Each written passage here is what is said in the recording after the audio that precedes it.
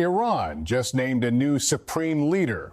Mojtaba Khamenei, son of Ayatollah Ali Khamenei, was appointed by the Assembly of Experts yesterday, 9 days after his father was killed in a joint American-Israeli military strike.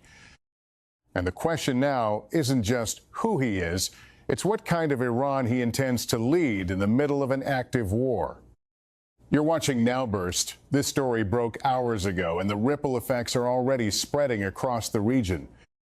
The position of supreme leader is the most powerful role in the Islamic Republic. It outranks the president, parliament, and the judiciary. The supreme leader commands the armed forces, controls foreign policy, and can veto virtually every major decision in Iran. In the Islamic Republic's 47 years of existence, only 2 men have held the title. Ruhollah Khomeini, the founder, and his successor Ali Khamenei, who held the position for 37 years until his death on February 28th. Now his son holds it, and the transfer happened fast.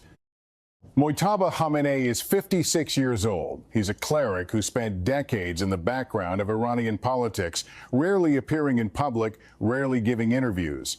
Western intelligence agencies have long described him as one of the most influential figures in Iran, despite holding no official government title before now.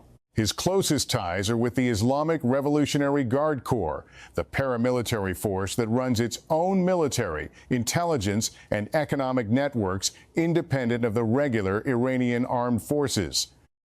The Assembly of Experts, an 88-member body of senior clerics with the constitutional authority to select the supreme leader, announced his appointment on March 8th. The Assembly moved faster than it did during the only previous transition. When Khomeini died in 1989, deliberations dragged on longer before the body settled on Ali Khamenei as a compromise candidate. This time, the process took days. Was that because of a pre-existing consensus within the clerical establishment or pressure from the Revolutionary Guard to lock in continuity? Analysts across the region are watching that closely. But the appointment is only one piece of a much larger picture. Ali Khamenei was killed on February 28th in what has been described as a joint U.S.-Israeli military strike.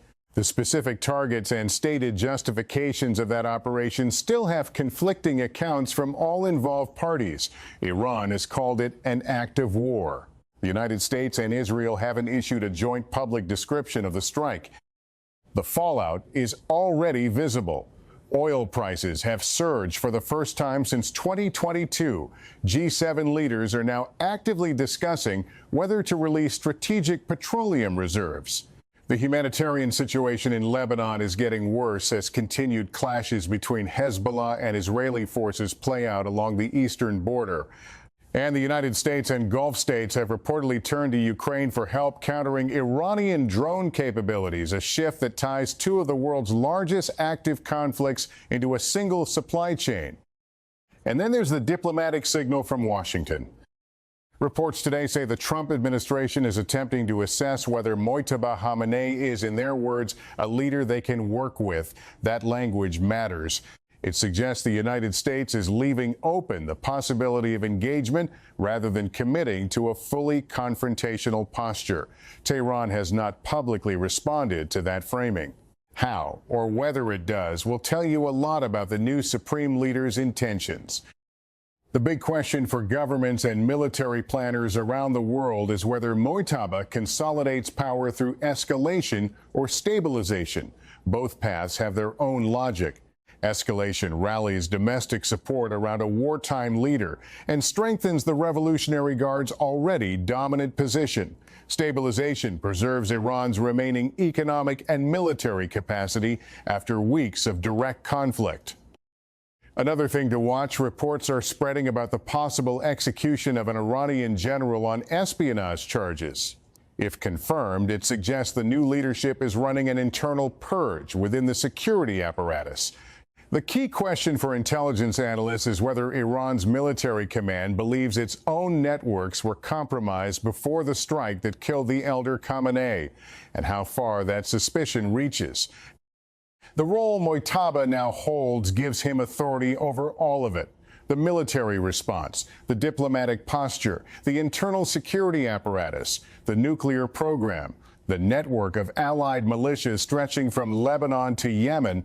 No elected official in Iran can override him. The president serves at his discretion. The judiciary answers to him.